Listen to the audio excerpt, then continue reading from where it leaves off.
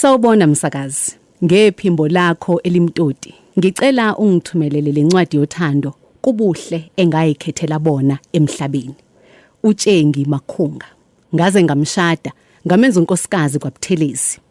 Ngangenze njani ngoba uma engekho eduze kwami uyangibulala umzwangedwa, futhi ukube kuyenzeka ngabe ngimenza ifone noma ngimlengise entanyeni njengomgexo noma ngikuphi ehlale nami njalo.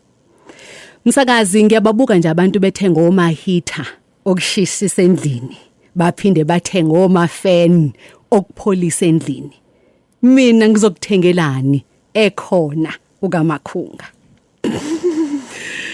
Nongcebo ubuhle uyena qobo.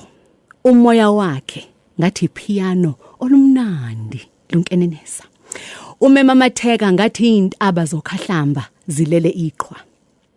Uyazi inkosi yamagcokama ngathi yayisho kimi uma ithi inhloboni yothando evutha amalangabi. Ngangizwa kuthiwa khonisela elintshontsha inhliziyo yomuntu. Mina eyami ngamnika. Kusafuneka ngibhalele uNkulunkulu incwadi ngimtshela ukuthi nanga umuntu onjengaye ofanele ukudunyiswa.